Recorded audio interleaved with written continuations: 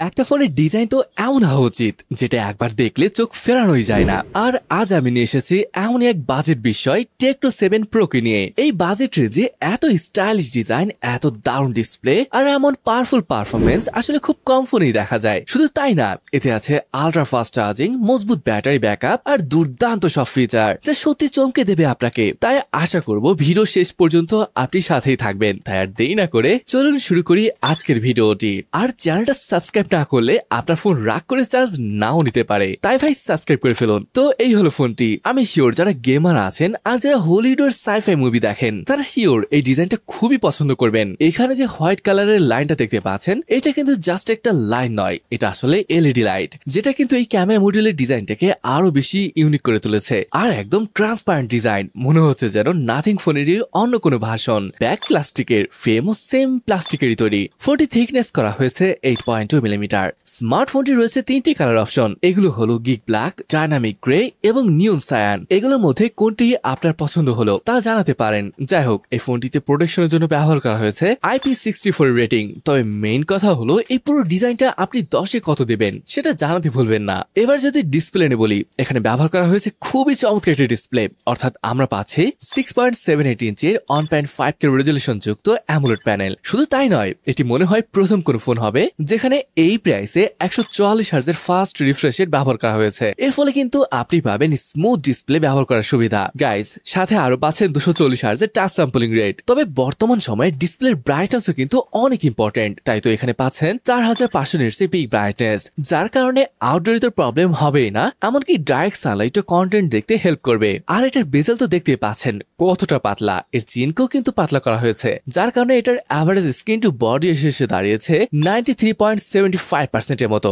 আর এমন চমৎকার একটা ডিসপ্লে ব্যবহারে যাতে করে আপনার চোখ ক্লান্ত না হয়ে যায়, তার জন্য এখানে আরো পাচ্ছেন 2304 হার্জের PWM ডিমিং এর সুবিধা। মোট কথা সবভাবেই ভালো করার ট্রাই করেছে টেকনো। প্রসেসর হিসেবে এখানে পাচ্ছেন Dimensity 7300 আল্টিমেট চিপকে, যেটা 4 nm বেস প্রসেসর। দুইটা স্টোরেজ এবং র্যাম অপশনে ফোনটি পেয়ে যাবেন 8/128 এবং 8/256 GB, র্যাম টাইপ LPDDR5 এবং স্টোরেজ টাইপ UFS 2.2। আর যদি ব্যাটারি নিয়ে বলি, এখানে ব্যবহার করা হয়েছে 6000 mAh এর বড় ব্যাটারি। গাইস, একটা জিনিস খেয়াল করেছেন, বর্তমান কিন্তু বড় সাইজের ব্যাটারির ট্রেন্ড চলছে। মানে আপনি দেখুন ফোন লঞ্চ করলেই 6000-7000 mAh এর ব্যাটারি, এর থেকে বড় ব্যাটারি ইউজ করা হচ্ছে। এই ব্যাপারটা আপনি কিভাবে দেখছেন? যাই হোক, ফোনটিতে 45 ওয়াটের চার্জিং এর ব্যবস্থা রাখা হয়েছে। আর টেকনো তাদের ওয়েবসাইটে বলেছে এটা 50% হতে 26 মিনিটের মতো সময় নেবে, আর 100% হতে সময় নেবে 61 মিনিটের মতো। গাইস, শুধু এইটুকুই নয়, এখানে কিন্তু আরো পাচ্ছেন 30 ওয়াটের ওয়্যারলেস এবং 10 ওয়াটের রিভার্স ওয়াট চার্জিং এর সুবিধা। মানে একবার চিন্তা করেন, এই প্রাইসে রিভার্স চার্জিং এর সুবিধা,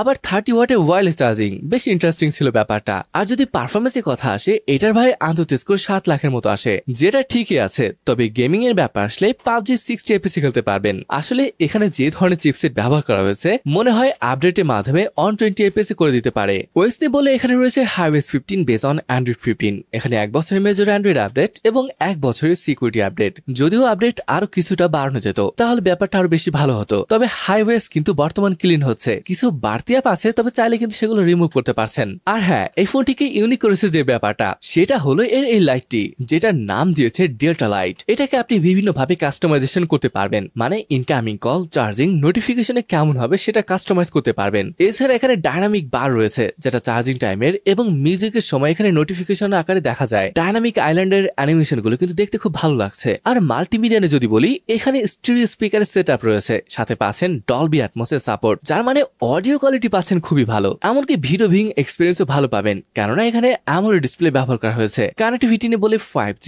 dual 4G VoLTE, Wi-Fi, Bluetooth 5.4 সহ NFC সাপোর্ট রয়েছে। এছাড়া আই ব্লাস্টারের সাপোর্টও কিন্তু থাকবে। ফোনটিতে ফ্রি লিংকের সাপোর্ট রয়েছে, যেটা আপনাকে ব্লুটুথের মাধ্যমে কথা বলতে হেল্প করবে, কোন রকম ইন্টারনেট সাপোর্ট বা সিম ছাড়াই। সেন্সরও সবই রয়েছে, in display fingerprint sensor, face unlock, আর এগুলো সবই ভালোভাবে কাজ করে। অলরাইট, ক্যামেরা নিয়ে যদি বলি, এখানে ডুয়াল ক্যামেরা সেটআপ রয়েছে, যার মেইন সেন্সরটি 64 মেগাপিক্সেলের Sony IMX682 সেন্সর, সেকেন্ড সেন্সরটি 8 মেগাপিক্সেলের আলট্রা ওয়াইড, ফ্রন্টে পেয়ে যাবেন 13 মেগাপিক্সেলের একটি সেলফি ক্যামেরা। ভিডিও আপনি 4K 30 FPS করতে পারবেন। আর নর্মাল কন্ডিশনে ফটো কিন্তু দুর্ধর্ষ আসে, লো লাইটে যদিও কিছুটা স্ট্রাগল করে। তবে পোর্ট্রেট শটের আবার 3টি ফোকাল লেন্থ রয়েছে, 24mm, 35mm এবং 50mm। বেশ ইন্টারেস্টিং ব্যাপার। ফোনটি ইন্ডিয়ান রুপিতে 18,000 পড়বে, যেটা টাকায় কনভার্ট করলে তা আছে 25,000 টাকা। সত্যি এমন প্রাইসে আপনি পাচ্ছেন ইউনিক সব ফিচার, এই যেমন যেমন ইউনিক ডিজাইন, ডেল্টা লাইট, বড় ব্যাটারি, 30 ওয়াটের ওয়্যারলেস চার্জিং সুবিধা সহ পারফরমেন্স আর ক্যামেরা ভালোই ছিল, তবে গেমিং এ কম করে 90 fps হলে ভালো হতো। যাই হোক,